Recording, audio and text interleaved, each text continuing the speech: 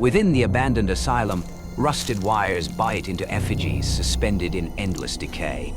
Their hollow forms sway gently, as if lulled by a breath that no longer belongs to the living. When night falls, the silence fractures. The figures convulse, their heads twisting in unison to a broken funereal rhythm. Jonah pulled the car to a halt on the gravel road, where withered trees stretched their skeletal branches toward the ashen sky. Before him loomed the asylum, a corpse of concrete and steel, windows shattered, walls peeled and veined with moss. Clara stepped out, her old camera slung over her shoulder, eyes caught between curiosity and dread. They had heard the stories whispered 100 times before. Muffled cries echoing down the corridors, shadows dangling in broken windows, and always the same dreaded name, Dr. Harland. Jonah recounted to Clara the rumors of Harland's puppet therapy, drilling into skulls, wiring patients so their bodies could be made to dance. Many dismissed it as grotesque folklore, but others swore those experiments were the very reason the asylum was shuttered overnight. They pushed at the rust-eaten steel doors. Dingus screamed, the sound dragging down the hallway like metal tearing bone. Inside, the stench of ancient disinfectant mingled with mildew, as though the air itself had been trapped since the 60s. Clara lifted her camera, snapping shot after shot. Rusted bed frames, suffocating corridors, padded cells gone rotten with mold. Jonah led the way, jotting notes. Clara said nothing, only pressed her shutter again, as though afraid the building's truth might vanish if she didn't capture it fast enough. Darkness thickened as daylight drained from the high windows, swallowing the halls whole. They stopped at the threshold of the great auditorium, where a collapsed wooden stage waited under a ceiling of rusting beams. Jonah felt his own footsteps strike too loud, the echoes bouncing back as though someone unseen matched his pace. Clara drew in a breath, her lens trembling as she tilted it toward the rafters. A sudden flash erupted. For the briefest instant, Jonah glimpsed something. Someone suspended high above. Then blackness reclaimed it. He craned his neck upward, heart pounding, while the air grew heavier, pressing on his chest. From somewhere deep within the asylum came a sound, a drawn-out metallic screech, like strings being tested in the dark. Clara's whisper cracked the silence. We're not the only ones here. Jonah flicked on his flashlight, its narrow beam slicing through the dark. The light swept across the steel rafters above, and his breath caught. Shapes dangled from the beams. From a distance, they looked like patients in tattered hospital gowns, but their skin was gray, stiff, and lifeless as wood. Clara lowered her camera, hands trembling. She had managed one last shot before the flash revealed the horrific truth. One of the figures twitched, a hand jerking slightly, its neck bent at an unnatural angle as if yanked by invisible reins. Jonah swore every hollow eye socket had turned toward them. A chorus of metallic shrieks echoed overhead. The wires shuddered, pulling the hanging forms taut. Then they moved, not with the fluidity of the living, but stiff and jerky, like wooden marionettes forced to dance. Heads snapped in unison, arms lifted, legs curled, all to a rhythm only they could hear. Jonah staggered back against the wall, cold sweat breaking across his skin. He remembered the patient files he'd studied, rumors of skulls drilled open, wires fed into spines, bodies turned into living puppets. He had never believed it, not until now. Clara clutched his arm, whispering, They're still being controlled, but by who? A heavier movement drew their eyes upward. From the shattered stage at the far end of the hall, something massive was rising. It was no longer a man, but a grotesque fusion of steel cables, rotting wood, and clattering joints. A face patched together, half man, half puppet, hung above a hulking body. Jonah knew instantly who it was, Dr. Harland, or what remained of him. The giant puppet bent low, its elongated arms sweeping wide. When it yanked a lever of wire, every dangling patient screamed in unison, a cacophony of cracking wood, grinding joints, and rusted hinges shrieking. The sound drove Clara to her knees, hands clamped over her ears. Jonah tried to haul her up, his eyes locked on the advancing horde. From the rafters, wires slithered downward like roots, snaking toward the floor, carrying the stench of rust and blood. There was only one choice left: flee deeper into the Asylum's maze, or be hoisted up as another lifeless puppet. Jonah gripped Clara's hand hard and shouted, "Run!" Their footsteps thundered down the corridor, chased by the mad symphony of shrieking wires and the wooden convulsions of puppets dancing to their unseen master's tune. Wah! The narrow corridor stretched into infinity. Every step Jonah and Clara took echoing like a death knell. The trembling beam of the flashlight swept across half-open iron doors, their nameplates faded with time. Room 12, Special Therapy, Room 23, Behavioral Experiments. Wind hissed through cracks in the walls, sounding like the labored breaths of invisible patients. Jonah ran, forcing his lungs into rhythm. In his mind, the Asylum's cryptic notes spun in a vicious cycle. Marionette therapy, restoring willpower through external control. He had never believed anyone could be cruel enough to attempt such things. But now the truth dangled on wires behind them, swaying in pursuit. Clara halted, pointing to a door left ajar. The faint red lettering still lingered. Operating room. "Jonah, we have to look," she gasped. "There might be answers inside." Jonah hesitated. Every instinct screamed at him to keep running, but Clara's gaze, terrified yet unyielding, pulled him forward. Together, they shoved the door open. The operating room lay in darkness, save for a few dangling bulbs. One flickered to life with a sickly yellow glow, spotlighting the center table. There, shackled in place, lay the skeleton of a patient. Ribcage punctured, spine threaded with rusted wires. Clara lifted her camera and clicked. The flash burst across the back wall, unveiling a grotesque mosaic, dozens of sketches tacked side by side.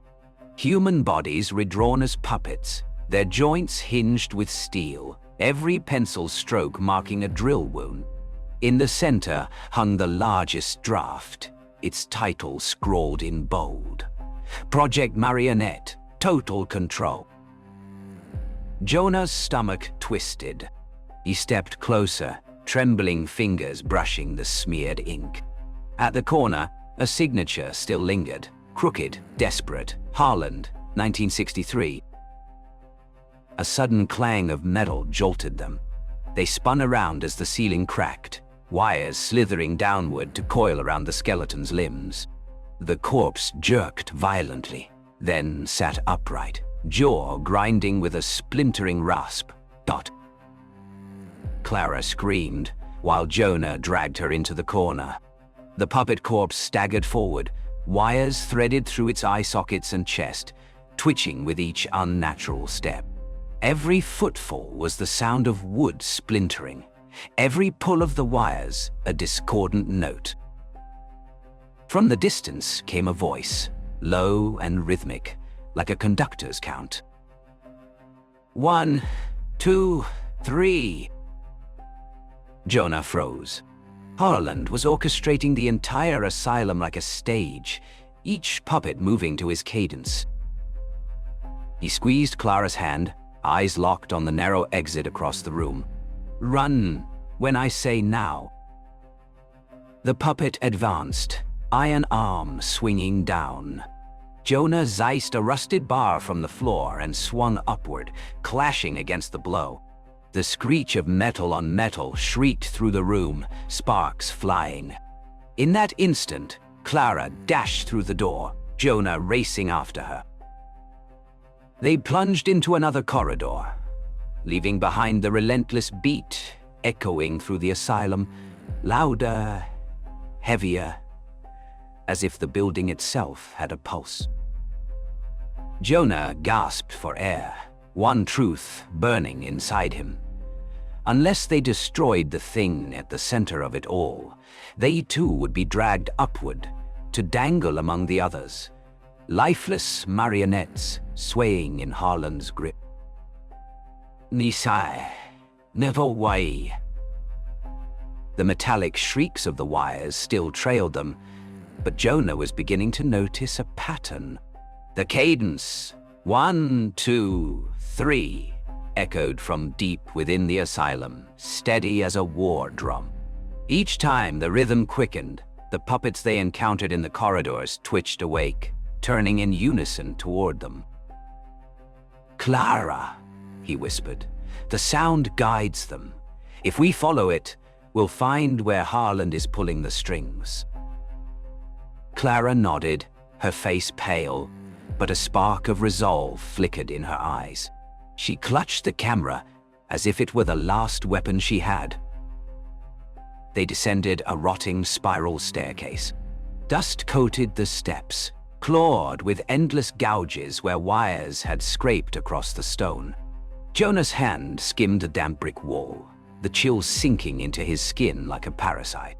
As they dropped another level, the beat grew clearer, merging with the taut whine of wires pulled too tight, like a violin tuned past breaking. At the bottom stood a massive iron door. 2 words were carved into its surface: Control Ward.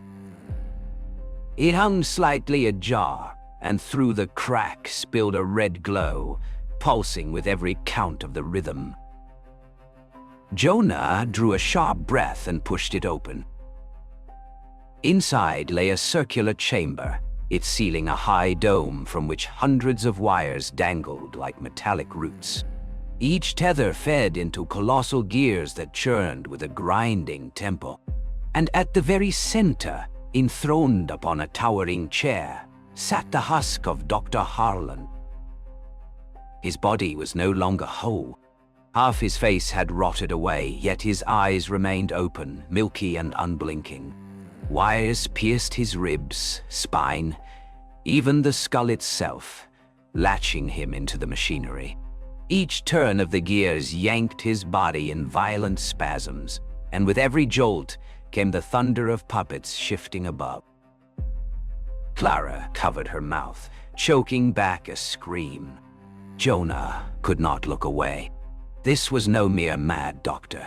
Harland had transformed himself into the mechanical heart of the asylum, a grotesque puppeteer wired to his own stage. Suddenly, Harland's eyes swiveled, locking onto them. A voice rolled out, not from his mouth, but from every wire, reverberating through the chamber as though the building itself spoke. "The final audience has arrived." The wires shuddered, glowing red-hot. From the fissures in the walls, the patients emerged, dozens of them, shuffling forward. Wooden hands and iron limbs scraped across the floor, closing the circle. Jonah dragged Clara back toward the far corner. His mind raced. He couldn't fight this army. But if Harland was the center, destroying the machinery might end it all. "Clara, listen," he hissed, urgent. "We have to break the main gear. If it stops, everything stops with it." Clara swallowed hard, then nodded. She clutched the camera tighter, ready to hurl it if it meant shattering steel. The puppets advanced, the circle closing in. Harland's laughter rattled through the dome, blending with the screech of grinding gears, a death orchestra swelling to crescendo.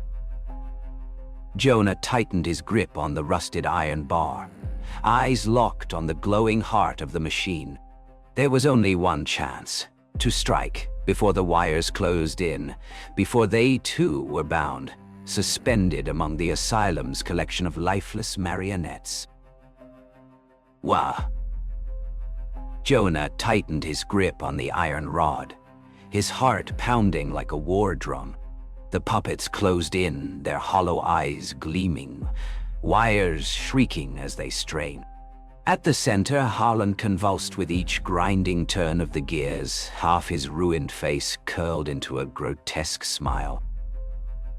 The audience must join the final act, his voice echoed through the dome, drawn out like a warped lullaby. With a roar, Jonah charged the machine. The iron rod slammed into the blazing gear, sparks bursting in a violent spray. The mechanism shuddered, wires slackened, and the puppets staggered in confusion. Clara screamed his name, her eyes wide with terror. But Harland would not yield. Wires slashed down from the rafters, coiling around Jonah's arm, wrenching him into the grinding maw. His body jolted violently, blood streaking across steel, mingling with the pulsing red glow. Clara rushed forward, clawing to free him, but Jonah's trembling hand pressed against her chest, stopping her. "Clara, run," he gasped, tears brimming in his eyes. "Let me end this." Her scream cracked the silence, but the wires twisted tighter, dragging Jonah into the core of the machine. With the last breath of his strength, he raised the rod and drove it down. The gear split apart with a thunderous crack. Light flared, then died. Silence swallowed the chamber. The puppets collapsed where they stood, strings cut, lifeless. Harland's body crumbled with them, torn to rusted wire and rotted bone.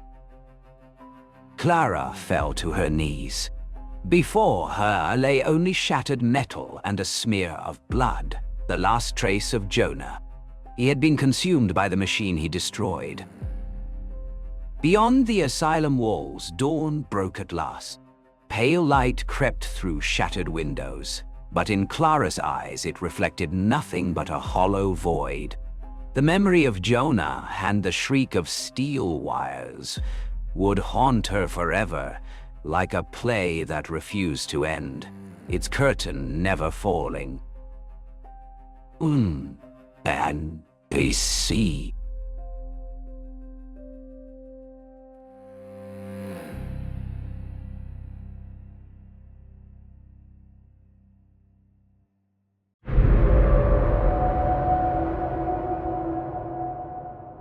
Since the mid-20th century, whispers have lingered about a carnival that vanished in the 1930s. Whenever a blood moon climbs the sky, a strange music seeps across the abandoned fields, discordant, lilting, impossible to place. The curious who pass through the gate will find lights glowing, rides turning, and performers smiling with hollow mirth. But every game demands its price, and the final prize is to become an eternal act in the carnival of shadows. Wendun. Alex Carter was no stranger to strange rumors. As a freelance journalist, he had chased stories of haunted houses, lake monsters, even the lingering curses of forgotten towns. Yet, the tale that drew him into the Appalachian hills unsettled him more than the rest. A carnival that vanished in the 1930s, reappearing only beneath the glow of a blood moon. He did not come alone. Beside him was Maggie Holt, a photographer who had followed him through many hunts for the bizarre. Together, they drove the worn car along winding mountain roads, the horizon bleeding red, as if the sky itself were leaking thin, diluted blood.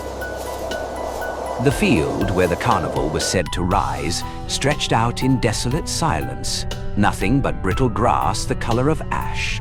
No banners, no stalls, no trace of celebration. Only a silence so heavy it seemed to swallow their breath. Alex checked his watch. The lunar eclipse was minutes away from its darkest point. They waited. A sudden wind swept the plain, lifting dust into twisting columns.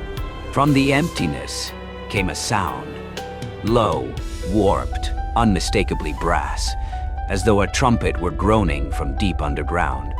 Red light washed across the field, and from nowhere a gate materialized, its frame a curve of rusted black iron.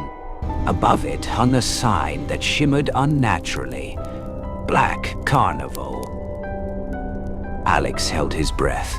Maggie raised her camera, but through the lens there was nothing solid. Only shapes writhing like shadows that refused to be captured, as though the place rejected being recorded. Beyond the gate, faint lights flickered. A wooden carousel creaked to life, horses moving in slow circles. Children's laughter echoed faintly, though the field was empty of children. The air was thick with sweetness, like spun sugar left too long in the heat, clashing with the sharp tang of something metallic and rotten. Alex felt his pulse hammer in his throat. This was no folk tale. Something real had risen from the void before them.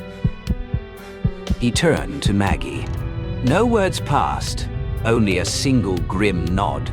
The gate creaked open, and their first step inside the Black Carnival rang out like a binding vow, one from which no one ever turned back.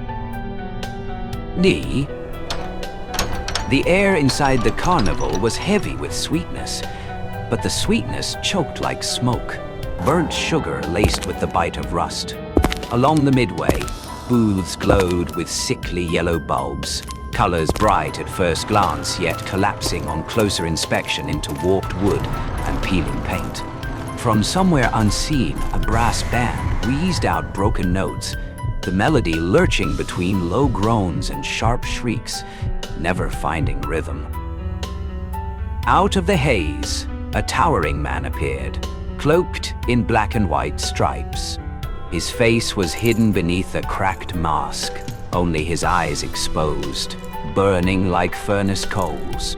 When he spoke, his voice rattled through the air as if funneled through a broken loudspeaker. Welcome, new guests. Come play with us. Every game carries its own reward. Alex and Maggie exchanged a wary glance. Curiosity gnawed at Alex, pulling him toward the ring toss booth.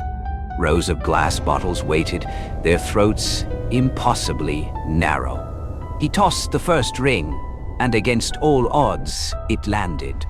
A stuffed bear, threadbare and sagging, was pressed into his hand. But as Alex gripped the prize, pain tore through his finger. His pinky nail snapped free, blood welling. The bear absorbed it instantly, its fabric staining dark red before drying, the color sinking into its seams like a permanent scar. Maggie recoiled, but the masked man only let out a jagged laugh. Every prize must be paid for. You have already agreed. Defiant, Maggie stepped to the strength tester. She swung the mallet down, and the gauge's needle shot to the top. Lights burst in a sudden flare.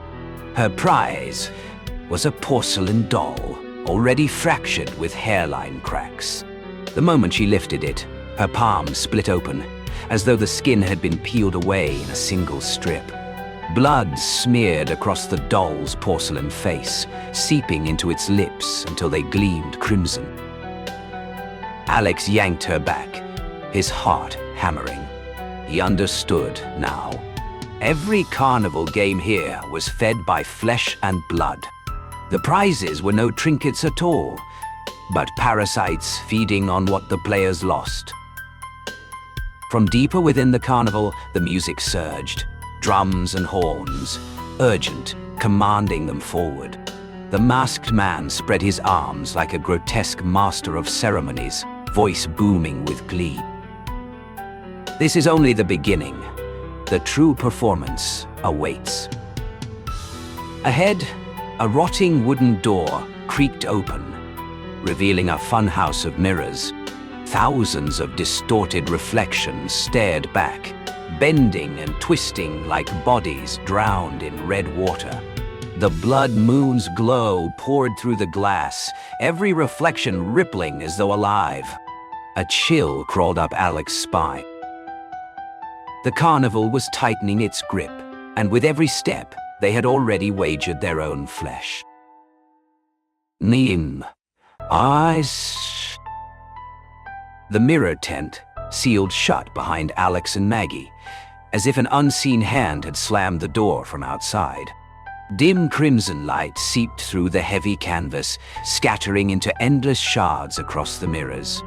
With every step, their reflections multiplied, dozens, then hundreds, stretching long, twisting grotesquely into shapes that no longer resembled human forms.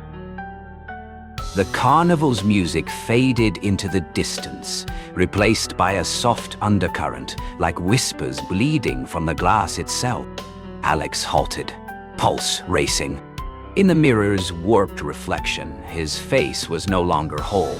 One side splintered, his eyes black and glossy like glass on the verge of shattering. Maggie pressed onward, but her footsteps dragged across something sharp. Alex looked down and froze. The ground was no longer carpeted with dust and cloth, but covered in jagged fragments of glass, each shard streaked with dried blood. Maggie trembled, clutching the porcelain doll from before. The doll stirred in her hands, its cracked eyes fluttering open as if waking from a dream. Suddenly, a thunder of applause erupted. Both of them spun around. At the far end of the mirrored hall, a stage revealed itself, lit by a pallid glow. Dozens of spectators sat in silence. Their bodies were rigid, skin pale, eyes locked wide open.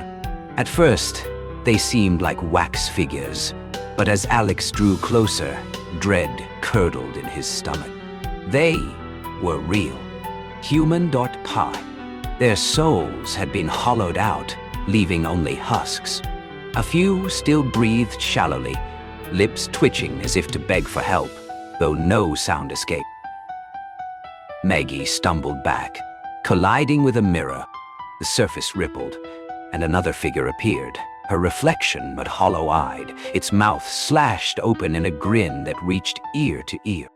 The reflection thrust its hand through the glass, clawing her skin. Purple welts spread across her arm, as though her very soul was being torn away. Maggie screamed, but the sound warped and dissolved, devoured by the maze. Alex dragged her free, only to find the stage empty. The silent audience had vanished, leaving behind rows of rotting wooden seats, stained with dark patches of blood. The air thickened, pressing down with the weight of countless unseen eyes. A laugh boomed from above, the laugh of the masked master of ceremonies. The audience is ready. The next act is yours. At once, the mirrors blazed with light, then cracked in unison. From the fractures burst blackened limbs, jointed and sharp, like the broken pieces of marionettes clawing their way out. The maze shuddered, splinters raining down, the shriek of breaking glass colliding with the chaos of carnival music. Alex fought wildly, blood smearing the mirrors as his hands were torn open. Wherever his blood touched, the shards ignited, glowing like fire. Maggie swung the porcelain doll at the creature's grasping arms, each impact unleashing a shrill, childlike wail that pierced the air. They pushed forward, desperation fueling their escape, until at last a narrow gap appeared, a passage out. They hurled themselves through it, tumbling onto damp, cold earth. Behind them, the mirror tent convulsed, then collapsed inward, vanishing into a void of nothingness. But the laughter remained. The MC's voice coiled through the air like prophecy, echoing inside their skulls. No one leaves before the carnival is finished. Yeah. They stumbled out of the mirror tent, breath ragged, their clothes smeared with blood and glass dust. Before them spread a vast square at the heart of the carnival, bathed in the crimson blaze of the blood moon. At its center lay a wide circle, etched in black ash and dried blood, encircling a tall wooden post, weathered, splintered, unmistakably an execution stake. Figures in black cloaks began to emerge, one by one. Each wore a cracked jester mask, teeth rotting and yellow beneath the fractured grins. They gathered slowly, their movements deliberate, swaying in rhythm as though locked in some grotesque dance. The carnival's music shifted into a funereal pounding, drums dull and hollow, like the heartbeat of the damned. Alex and Maggie crouched behind a decayed booth, watching. A young man was bound to the post, a filthy rag stuffed between his teeth. Blood trickled from his hands, raw flesh torn where the skin had been stripped away. His face was ashen, eyes wide with the last desperate plea of a man who already knew there would be no rescue. One of the cloaked figures stepped forward, voice booming, drawn out, reverberating like a sermon from beneath the earth. The blood moon rises. The pact is renewed. Blood for soul. Soul for endless delight. The crowd echoed the words in unison, a chant, ancient and steady, vibrating through the bones. Alex felt his veins turn cold. This was no game. This was ritual, older than memory, fed by sacrifice. The carnival lived, and it feasted on the living. The bound man thrashed as another masked figure approached. The weapon it carried was not a blade, not an axe, but a rod glowing with a sickly neon red, pulsing like a vein of fire. The rod pierced his chest. Light burst from the wound, not the light of blood, but the tearing brilliance of a soul being ripped free. His body collapsed, hollowed, nothing more than a husk. The crowd erupted in cheers, laughter clanging and brittle as iron scraping stone.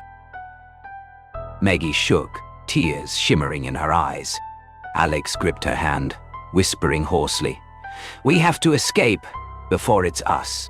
But even as he spoke, dread cut through him. The gate they had entered by was gone. Around them stretched only rows of booths, endless, a labyrinth with no way out.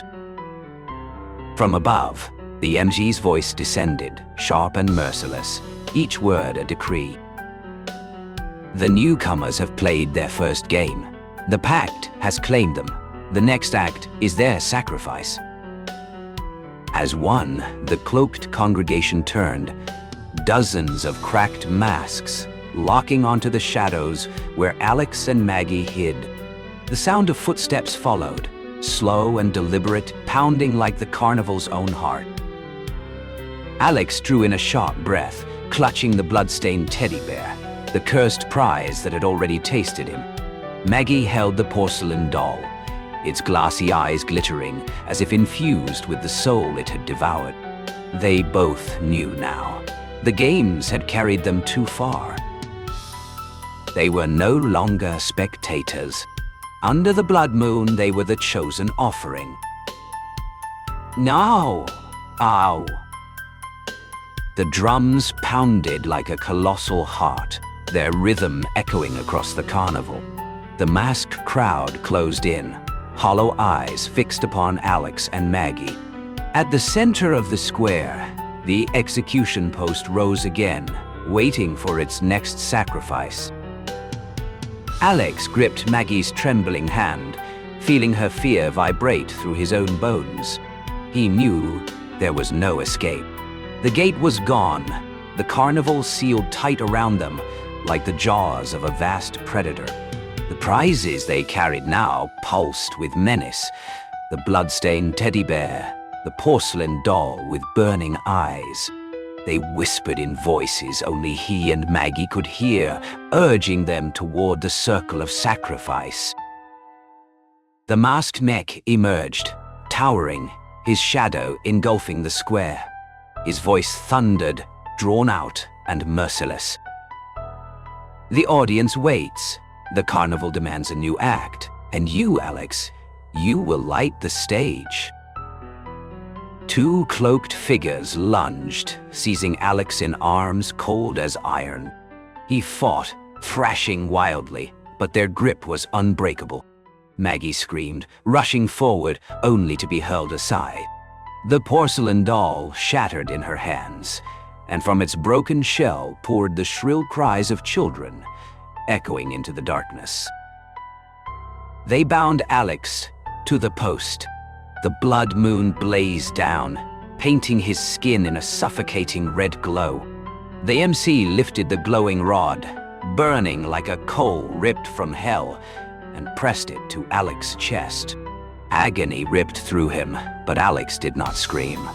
His gaze locked on Maggie, despair and resolve mingling in his eyes. "Run!" he roared, his voice folding into the thunder of drums. Light erupted. Blood and soul tore free, unraveling into ribbons of crimson that spiraled through the air. His body convulsed, splitting open, bones snapping, flesh melting into molten wax that dripped and hardened into something new. When the glow faded, Alex was gone. In his place stood a towering carnival effigy, a grotesque figure with hollow eyes and a smile carved impossibly wide. The crowd erupted, applause crashing like thunder, laughter jagged and metallic. The new performer bowed low, a grotesque parody of gratitude, as though Alex himself were welcoming the audience to his debut. Maggie collapsed to her knees, tears flooding her face. But the carnival allowed her no time to grieve. The torches gutted out, plunging the square into darkness. When light returned, the crowd was gone. The post had vanished. She was alone, stranded in the middle of a barren, windswept field. At her feet lay the teddy bear, its stitches soaked dark with Alex's blood. Its button eyes glowed faintly, like embers refusing to die. And Maggie understood. Alex had not escaped. He had been claimed, forever bound to the carnival. Far away, faint music stirred once more, Calliope notes curling through the night air. A promise that when the blood moon returned, the black carnival would open its gates again, waiting for the next curious soul to wander inside. Or nay.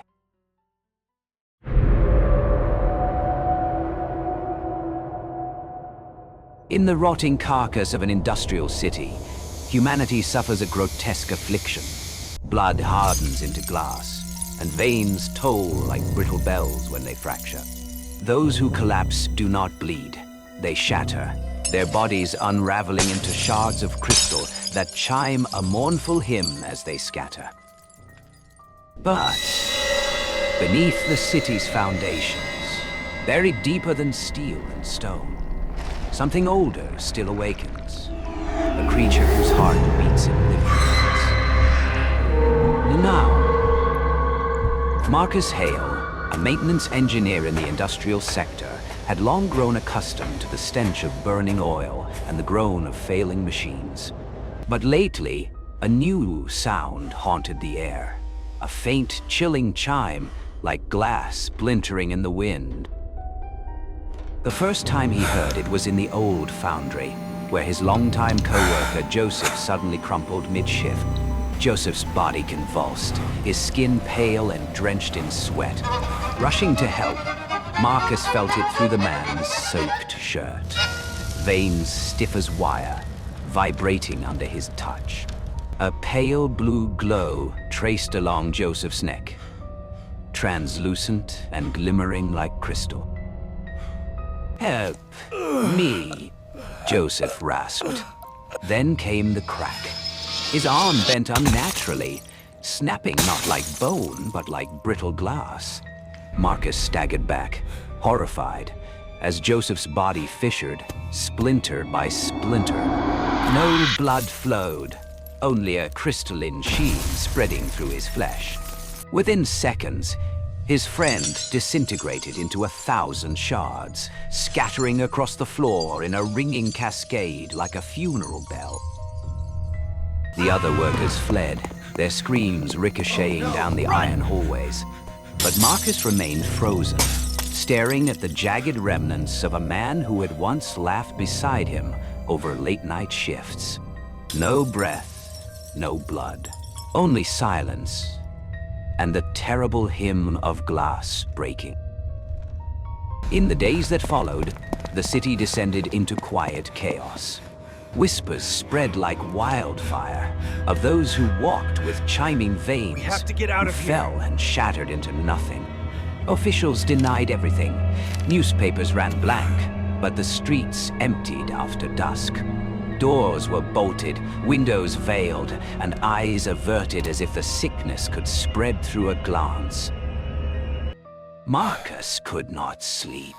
Each time he closed his eyes, the sound returned. Joseph's collapse echoing in his chest, shards ringing in his skull. Worse still, on sleepless nights, when the wind whistled through the rusted vents atop the factories, he heard something deeper. A rhythm, a strange melody, reverberating from far beneath the earth. A thought rooted itself within him, unwelcome but unshakable. Joseph's death was no accident, and the plague was no natural disease. Something was hidden below the city, older and more terrible than rust or stone.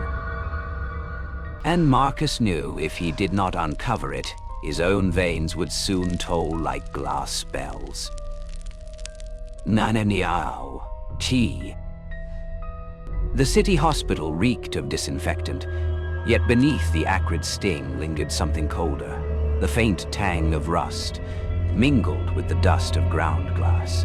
Marcus had come to claim Joseph's body, but the morgue lay barren. The record was blunt, patient fractured, no remains preserved. In the silent corridor, a voice broke the stillness. "You lost someone too, in the shattering?" He turned to find a gaunt woman in a white coat.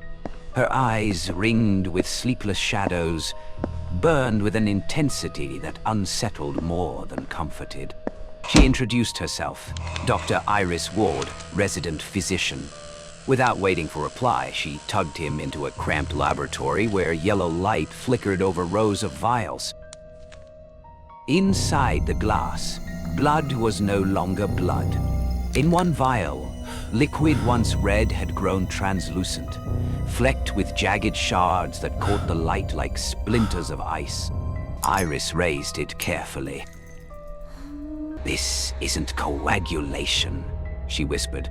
"It's restructuring. Blood turning into something akin to silica. No virus, no bacteria, as if the human body is learning to become something else." Marcus' skin crawled. The faint chime returned in his skull, echoing like a memory of breaking. Then the sound grew louder. From the ward next door, erupted a chorus of clattering bells. They rushed into chaos.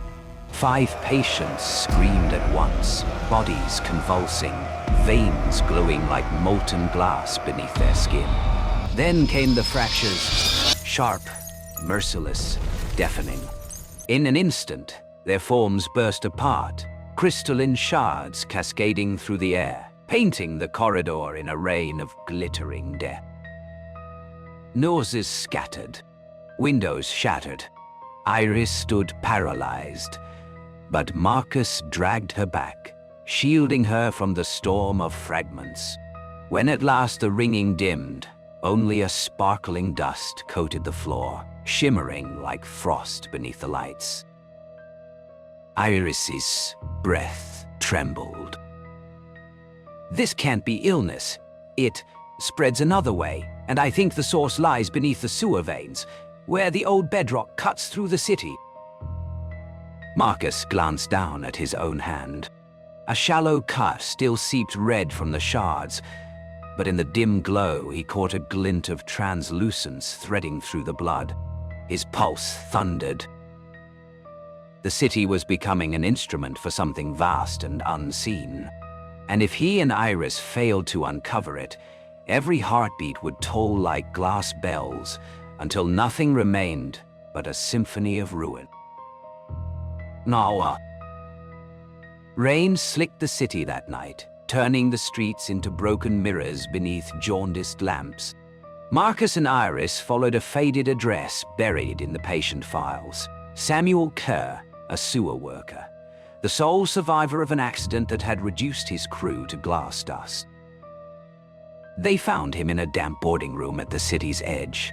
Samuel was gaunt, eyes bloodshot, fingers twitching as though keeping time to an unheard rhythm. When Marcus introduced himself, Samuel only laughed. A rasping, stony sound. You hear it too, don't you?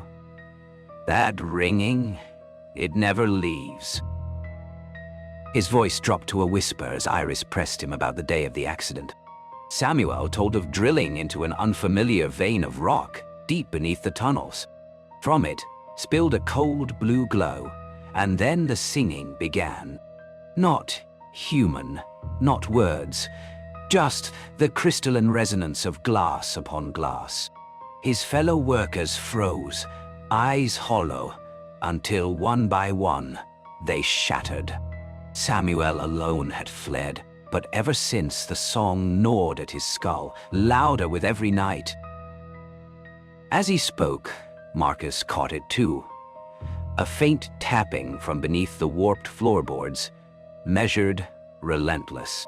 Samuel grinned, pointing downward. It's singing for us, even here. That. The 3 descended into the sewers. The air reeked of damp stone and something sharper, the dry bite of powdered glass. Their flashlights carved tunnels of light across the walls, where veins of crystal jutted from the rock like arteries of frozen fire. Each step sent echoes bouncing through the dark, and from the depths came an answering chord, as if unseen hands were plucking strings woven from bone. Samuel buckled, clutching his skull, muttering prayers that melted into melody. Iris clung to Marcus, her voice barely a breath. It doesn't just kill, it's turning them into part of the song. Marcus stared into the blackness where the music swelled clearer, vibrating through stone and marrow alike. The chill in his bones told him they had crossed into something's domain, something not of flesh, not of man. And the symphony of glass was only beginning. Indeed. The deeper they ventured into the mine, the more the world above seemed like a forgotten dream. The walls glistened with moisture, streaked with veins of black ore that pulsed faintly, as though the rock itself had a heartbeat. The narrow passageways twisted endlessly, sometimes collapsing into suffocating tunnels, other times widening into caverns where the silence felt almost alive. Mark's lantern trembled in his grip, the flame quivering as if it feared what lay ahead. Shadows bent unnaturally along the jagged stone, stretching and contorting into forms that did not belong to the human world. Evelyn trailed her fingers along the damp wall, her breath shallow. She could feel something, an unseen rhythm, guiding her deeper, luring her forward with the persistence of a whispered command.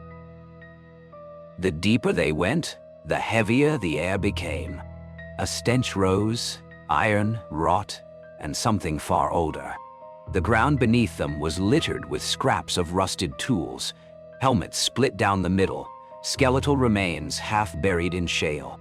Time had not eroded the violence etched into those bones. Some still bore the marks of desperate clawing, as if the miners had tried to tear through the earth itself in their final moments. Then came the sound. A low murmur at first, indistinct, like wind brushing against the stone. But it grew, layer upon layer of voices, men, women, children, rising in a chorus too vast to belong to the living. They spoke in a tongue neither Evelyn nor Mark could comprehend, yet the meaning slithered through their minds, bypassing reason. Surrender. Become. Join us. Mark pressed his palms to his ears, but the voices only grew louder, drilling straight into his skull. Evelyn, however, stood transfixed, her eyes glazed, her lips parting as if to echo the chant. Her lantern light flickered, nearly extinguished, and in the dim glow, the walls began to move. Faces, countless, twisted, agonized, pressed outward from the rock, their mouths opening and closing in unison with the voices. The descent had ceased to be a path. It was no longer a mine but a threshold, and whatever awaited below was not content to remain buried. Da! The tunnel opened into a vast chamber, its ceiling lost in darkness. The air churned, thick and suffocating, as if the mine itself had begun to breathe. In the center lay a pit, a wound in the earth, glowing faintly with a light that was not fire, but something raw, primordial. The voices rose from it, a deafening storm of whispers that battered the walls and rattled the bones of the dead. Evelyn stumbled forward, drawn to the edge, her eyes reflecting the pit's glow. Mark grabbed her arm, pulling her back with all his strength, but she resisted, her face slack and unrecognizable, as though something else had claimed her. The ground quaked beneath them, shards of stone falling like teeth from the ceiling. From within the pit, a shape stirred. At first, it was only a suggestion, a ripple in the glow, a distortion of space, but then it began to take form. Vast limbs, slick with black ichor, reached upward, and a face, eyeless yet seeing, pressed against the veil that separated earth from the void. Its mouth opened, and the chamber filled with a sound that was not a roar, but the breaking of worlds. Mark's lantern shattered. Darkness swallowed them, save for the pit's sickly glow. He dragged Evelyn away, her feet dragging. Her voice now a chorus that matched the whispers. She screamed words not her own, each syllable striking him like a blade. The chamber tilted, reality itself buckling under the weight of what clawed its way free. They ran, through collapsing tunnels, past walls that bled shadows, past bones that reached out with grasping fingers. Behind them, the pit widened, its glow spilling through the mine like veins of fire. The voices swelled to a crescendo, drowning out thought, drowning out fear, until all that remained was surrender. At the final passage, Mark forced Evelyn ahead of him, shoving her through the narrow gap. He turned back once, just long enough to see the rising form fill the chamber, its countless mouths opening in unison. His scream joined theirs as the earth swallowed him whole. Above ground, Evelyn collapsed on the barren soil. The mine sealed itself with a thunderous roar, leaving only silence in its wake. But in her chest, the whispers lived on, soft, steady, patient. The awakening had begun. Out.